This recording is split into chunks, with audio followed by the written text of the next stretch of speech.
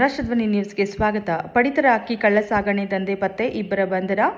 9 ಲಕ್ಷ ರೂಪಾಯಿ ಮೌಲ್ಯದ ಅಕ್ಕಿ ವಶ. ಚಿಕ್ಕೋಡಿ. ಬಡವರಿಗಾಗಿ ಪಡಿತರ ಚೀಟಿ ಮೂಲಕ ವಿತರಿಸಲಾಗುವ ಅಕ್ಕಿಯನ್ನು ಕಡಿಮೆ ಬೆಲೆಗೆ ಖರೀದಿ ಮಾಡಿ ಅದನ್ನು ಹೆಚ್ಚಿನ ಬೆಲೆಗೆ ಮುಕ್ತ ಮಾರುಕಟ್ಟೆಯಲ್ಲಿ ಮಾರಾಟ ಮಾಡುತ್ತಿದ್ದ ಬೃಹತ್ ದಂಧೆಯನ್ನು ಆಹಾರ ಮತ್ತು ನಾಗರಿಕ ಸರಬರಾಜು ಇಲಾಖೆ ಹಾಗೂ ಪೊಲೀಸರು ಜಂಟಿ ಕಾರ್ಯಾಚರಣೆ ನಡೆಸಿ ಭೇದಿಸಿದ್ದಾರೆ.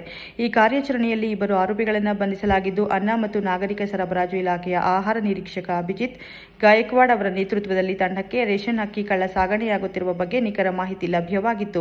ತಕ್ಷಣವೇ ಕಾರ್ಯಪ್ರವೃತ್ತರಾದ ಅಧಿಕಾರಿಗಳು ಮತ್ತು ಶಿರಗುಪ್ಪಿ ಪಾಂಗಿರ ರಸ್ತೆಯಲ್ಲಿ ಏಕಕಾಲಕ್ಕೆ ದಾಳಿ ನಡೆಸಿದರು. ದಾಳಿಯ ವೇಳೆ ನಗರದ ಗಾಂಧಿ ಚೌಕ್ ನಿವಾಸಿ ಸೋಹೇಲ್ ಅಲಂ ದಲಾಯತ್ 3580ನ ಗೋದಾಮಿನಲ್ಲಿದ್ದ 50 ಮೂಟೆ ಪಡಿತರ ಅಕ್ಕಿಯನ್ನು ಜಪ್ತಿ ಮಾಡಲಾಗಿದೆ. ಹಾಗೆಯೇ ಶಿರಗುಪ್ಪಿ ಪಾಂಗಿರ ರಸ್ತೆಯಲ್ಲಿ ಸಾಗಣೆಯಾಗುತ್ತಿದ್ದ ಒಂದು ಲಾರಿಯನ್ನು ತಡೆದು ತಪಾಸಣೆ ನಡೆಸಿದಾಗ ಸಂದೀಪ್ ಬಾಳ ಸಾಹೇಬ್ ಗಂಗಾಳೆ ಎಂಬಾತನ ಬಳಿ ಇದ್ದ 104 ಮೂಟೆ ಅಕ್ಕಿ ಪತ್ತೆಯಾಗಿದೆ.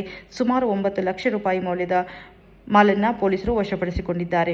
ಆಹಾರ ನಿರೀಕ್ಷಕ ಅಭಿಜಿತ್ ಗಾಯಕ್ವಾಡ್, ಗುಕ್ರೆ ನಿಪ್ಪಾಣಿ, ಬಸವೇಶ್ವರ ಪೊಲೀಸ್ ಠಾಣೆಯ ಉಪನಿರೀಕ್ಷಕ ರಮೇಶ್ ಪವಾರ ಹಾಗೂ ನಗರ ಪೊಲೀಸ್ ಠಾಣೆಯ ಉಪನಿರೀಕ್ಷಕಿ ಸಂಜೀವಿನಿ ನರಸಪ್ಪನವರ್ ಅವರು ಈ ಭರ್ಜರಿ ಕಾರ್ಯಾಚರಣೆಯಲ್ಲಿ ಪಾಲ್ಗೊಂಡಿದ್ದರು. ಈ ಹಠಾತ್ ದಾಳಿಯಿಂದಾಗಿ ನಿಪ್ಪಾಣಿ ತಾಲೂಕಿನಲ್ಲಿ ಪಡಿತರ ಅಕ್ಕಿಯ ಕಾಳಸಂತೆ ದಂಧೆಯಲ್ಲಿ ತೊಡಗಿರುವವರಲ್ಲಿ ಭೀತಿಯ ಆವರಿಸಿದೆ. ಕ್ಷಣ ಕ್ಷಣ ಮಾಹಿತಿಗಾಗಿ ವೀಕ್ಷಿಸಿ ರಾಷ್ಟ್ರಧ್ವನಿ ನ್ಯೂಸ್ ಕನ್ನಡ.